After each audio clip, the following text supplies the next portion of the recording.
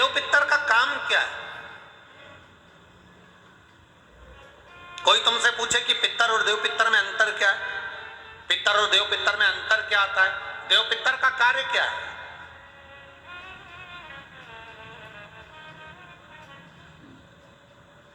हम जब भी कोई पूजन करते हैं तो कहते पितृ देवता, बोलते कि नहीं बोलते? पर आज तक हम अब ये नहीं बोलते कि देव पितर का कार्य क्या, देव पितर क्या है। पितर देव नहीं, देव पितर का कार्य क्या है? देव पितर का एक कार्य है, परमात्मा जीव को गर्भ में धारण करा देता है, पर जो शरीर गर्भ के अंदर बच्चे का बनता है, बेटा बेटी का जो गर्भ के अंदर शरीर बनता है, वो देव पितर निर्मित करते हैं। उनका काम क्या है? देव पितर का सबसे बड़ा कार्य है कि गर्भ में जो बच्चा है उस गर्भित बच्चे को शरीर कैसा देना, उसकी नेत्र ज्योति कम रखना है, श्रवण शक्ति कम रखना है, उसकी छाती में, उसके हृदय में, उसके दिल में छेद करना है, हड्डी को कमजोर करना है, पांव टेढ़ा करना है, हाथ टेढ़ा करना है, या उस शरीर को सही तरह से निर्मित करना है। ये देव पितर का,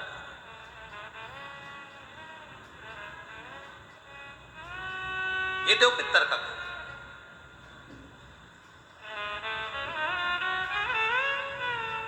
एक जैसे आप लोगों के स्मरण में होगा कि श्राद्ध पक्ष के अंदर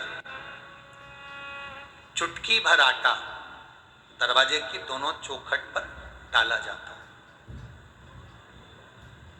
किसी किसी के यहाँ दरवाजे पर आटे से रंगोली बनाई जाती है, कहीं देखिए आप लोगों ने कि नहीं देखी? स्मरण में होगा किसी के, दरवाजे पर आटा डाला जाता है, वो देव पितर के भाव से डाला जाता है। जिस बेटे बेटी का मंगल विवाह नहीं हो रहा हो, शुभ कार्य की सूचना नहीं आ रही हो, बहुत दिनों से एक फाइल कहीं लगी हुई है, अटकी हुई है, नहीं काम हो रहा, हम उनसे कहेंगे ये जो 16 दिन श्राद्ध के हैं, जितने दिन निकल गए, जितने दिन बचे हैं उन दिन में आपके दरवाजे के बाहर एक चुटकी घर से आटा लाकर चौखट के इस ओर, चौखट के उस ओर, दोनों जगह चुटकी भर आटे को डालना प्रारंभ करो। 16 दिन श्राद्ध के पूर्ण हो, जब अमावस्या आए, किसी जलाशय, सरोवर, तालाब, बावड़ी, कुआं, उसके पास में घी का दिया लगाकर आना, बाबा से प्रार्थना कर आना। केवल 22 से 24 दिन निकलते हैं और घर में कोई शुभ कार्य की सूचना आना प्रारंभ हो जाती है। वो देव पितर का,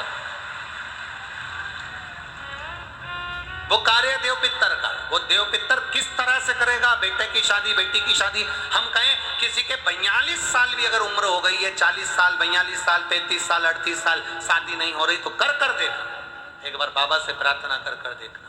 देव पितर का कार्य क्या है? घर में शुभ कार्य को करवाना, घर में अच्छी चीजें लाना, गर्भ में जो बच्चा है उस बच्चे को शरीर पूरा देना, ये देव पितर का कार्य है। पितृदेव और देव पितर में बहुत अंतर है, बहुत अंतर। एक चुटकी आटा, अब तो थोड़ा सा रंगोली का काम ज्यादा हो गया, नहीं तो हमने पहले भी कथाओं में कहा है कि 3 जगह पर आटे की रंगोली काम करती है, जिसका फल 1000 गुना होता है। 3 जगह पर आटे की रंगोली काम करती है, हमने पहले भी कहा। पहला, पितरों की पूजन हो रही हो, पितरों का पाटा भरा रहा हो, पितरों के लिए जोत लग रही हो, पितरों के लिए या अन्य स्थान पर कहीं पूजन हो, तो वहां पर आटे की रंगोली काम आती है। वहां पर रंग बिरंगी या पत्थर की रंगोली नहीं, मिट्टी की रंगोली नहीं, आटे की रंगोली काम आती है। दूसरे नंबर पर, तुम्हारे घर में यज्ञ हो रहा हो, घर के बाहर यज्ञ हो रहा हो, यज्ञ चल रहा हो, उस यज्ञ में 3 परिधियां बनती हैं ब्रह्मा विष्णु महेश की। देखिए आप लोगों ने, यज्ञ कुंड जो बनाया जाता है उस यज्ञ कुंड पर पत्थर की रंगोली नहीं, मिट्टी की रंगोली नहीं, आटे की रंगोली डलना चाहिए। ये पहले डलती थी, अब लोगों ने फैशन में दूसरी डालना प्रारंभ कर दी। आटे की रंगोली डली होती है जब हम साकल्य छोड़ते हैं, अग्नि को जब हम साकल्य देते हैं तो जिस आटे की रंगोली उस पर बनी होती है तो हमारी जो साकल्य छोड़ी जाती है उसमें से एक अंश भाग हमारे पितरों के खाते में चला जाता है, जिससे पितरों की मुक्ति प्राप्त हो जाती है। तीसरा, आटे की रंगोली तीसरी, घर में शादी हो रही हो, मंडप बंधा हो, उस मंडप के नीचे जब पूजन हो रही हो उस समय पर पत्थर की या मिट्टी की रंगोली नहीं। अगर पंडित पूजन करा रहे हैं या मंडप की पूजन हो रही है जिसके नीचे लड़का लड़की की भावर होगी, दूल्हा बैठेगा, दुल्हन बैठेगी, वहां मिट्टी की रंगोली या पत्थर की रंगोली नहीं, उस जगह पर आटे की, हल्दी की रंगोली डाली जाती है। अब आपके यहाँ डालते कि नहीं डालते पता नहीं, पर हमारे यहाँ शास्त्र रीति कहती है ये 3 जगह की जो रंगोलियां हैं ये हमको आटे की रंगोली डलने से, क्यों शादी के मंडप में पत्थर की रंगोली या मिट्टी की रंगोली क्यों नहीं डाली जाती? शादी के मंडप में यहाँ दूल्हा दुल्हन की शादी होती है, वहाँ पंडित जी भी आटे की रंगोली डाल देते हैं, घर की बहन बेटियां आटे की रंगोली डाल देती है। उसका कारण क्या होता है? जिसकी शादी में मंडप के नीचे आटे की रंगोली डलती है वहां पितरों को निमंत्रण नहीं देने की जरूरत पड़ती, वहां पितर उस वर कन्या को आशीर्वाद देते हैं जिससे उनका वंश बढ़ता है, वंश रुकता नहीं।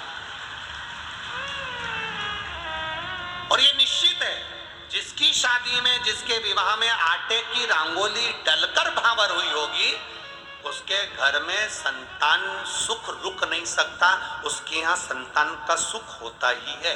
जिसके यहाँ आजकल ये पत्थर रंगोली डाल देते हैं, डाल दिया और कह दिया बस, क्योंकि आजकल फैशन में तो दुनिया जी रही है, तो वो आटे की रंगोली कौन डाले, तो वो फैशन में चल गया, तो संतान की प्राप्ति में भी थोड़ा सा, अब तुम देखो पहले का समय आज का समय कितना अंतर है महाराज।